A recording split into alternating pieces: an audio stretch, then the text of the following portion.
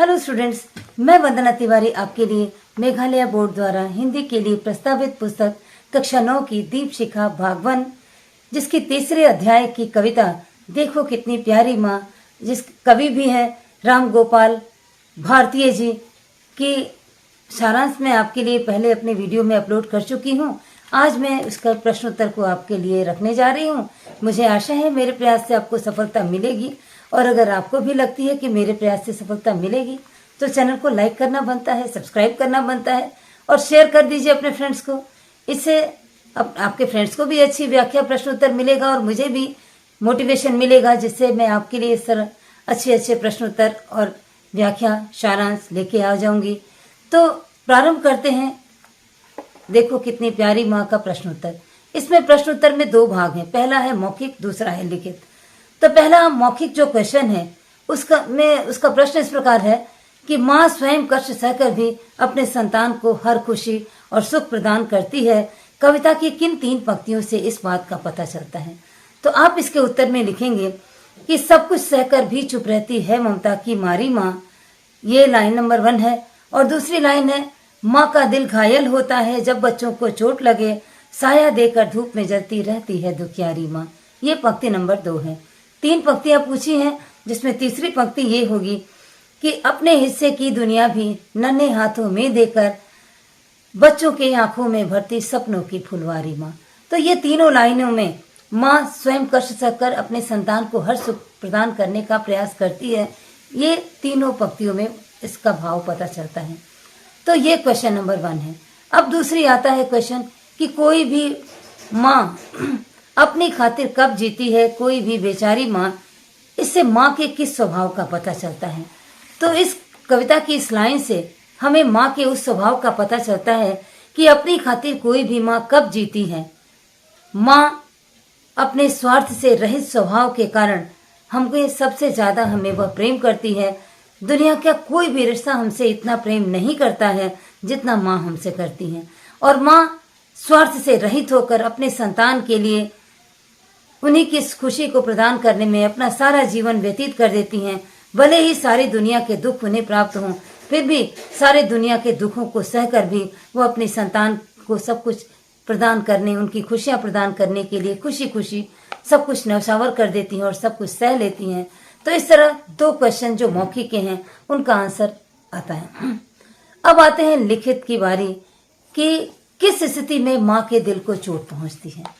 तो लिखित में जो प्रश्न है कि किस स्थिति में माँ के दिल को चोट पहुंचती है, तो इसके उत्तर में आप लिख लेंगे कि जब बच्चे को चोट लगती है तब माँ के दिल को दुख पहुंचता है और माँ के दिल को चोट पहुंचती है, क्योंकि माँ अपने संतान को अपने आंचल की छांव में छिपा कर रखती है और स्वयं धूप में जलना पड़े तो भी जलती है, लेकिन अपने संतान को हर तरह से सुरक्षित रखना चाहती है और उनके जीवन को खुशियों से भर देना चाहती है।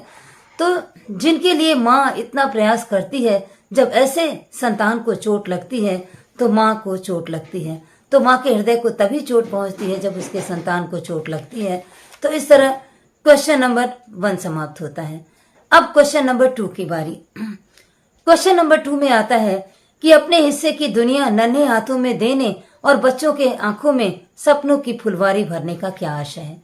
तो आप इसके उत्तर में लिखेंगे कि अपने हिस्से की दुनिया नन्हे हाथों में देने और अपने बच्चों की आंखों में सपनों की फुलवारी भरने का आशय यह है कि यदि माँ को कोई अपनी इच्छित वस्तु ना मिले तो भी माँ उतनी दुखी नहीं होती है और अपने संतान के लिए वह सारी खुशियां प्रदान करने का, अपने संतान को सारी खुशियां देने का हमेशा प्रयास करती है और अपना सारा जीवन अपने संतान की खुशी के लिए कुर्बान कर देती है।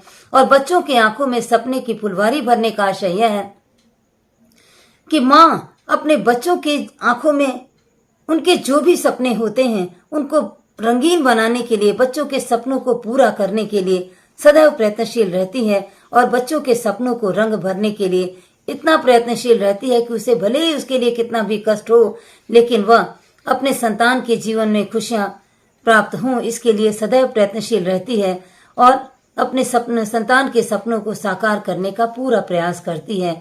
तो इस कविता की इस लाइन का आशय यही है। और अब आते हैं क्वेश्चन नंबर 3, जो इसका आखिरी क्वेश्चन है। तो क्वेश्चन नंबर 3 है कि माँ को सबसे प्यारी क्यों कहा गया है। तो माँ को सबसे प्यारी इसलिए कहा गया है कि दुनिया का कोई भी रिश्ता हमसे उतना स्नेह नहीं करता है जितना कि हमारी माँ करती है, और इस प्रेम के कारण माँ को सबसे प्यारी कहा जाता है कि माँ के जितना प्रेम हमसे कोई नहीं कर सकता है, और अपनी माँ के से ज्यादा विश्व का कोई भी रिश्ता, दुनिया का कोई भी रिश्ता इतना प्रेम नहीं करेगा। और माँ जो सारा दिन सारा जीवन अपने संतान के लिए ही चिंतित रहती है, भले उसको कितने भी कष्ट हों, लेकिन अपने संतान के लिए वह हमेशा खुशियां प्रदान करने का प्रयास करती रहती है। वह सपने में भी अपने संतान को दुखी देख नहीं सकती है, और अपना सारे जीवन की खुशियां कुर्बान करके भी अपने बच्चों की आंखों में उनके सपनों को पूरा करने, जो बच्चों की आंखों ने देखे होते हैं, उन सपने को पूरा करने के लिए सदैव प्रयत्नशील रहती है। और संतान के अपने जीवन की सारी खुशियां अपने संतान के हाथों में देकर भी और सारे दुखों को सहकर भी माँ अनवरत अपने बच्चों के लिए, अपनी संतान के लिए सुख और प्रेम ही बरसाती रहती है, लुटाती रहती है।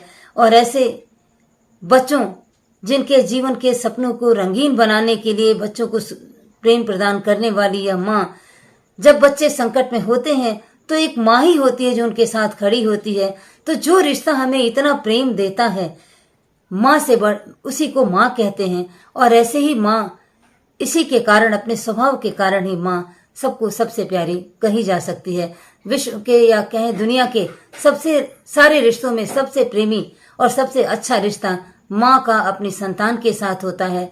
तो इसीलिए माँ को सबसे प्यारी कहा गया है। तो इस तरह माँ, देखो कितनी प्यारी माँ कविता का सारा प्रश्नोत्तर समाप्त होता है, और मैं आशा करती हूँ आपको अच्छा लगेगा।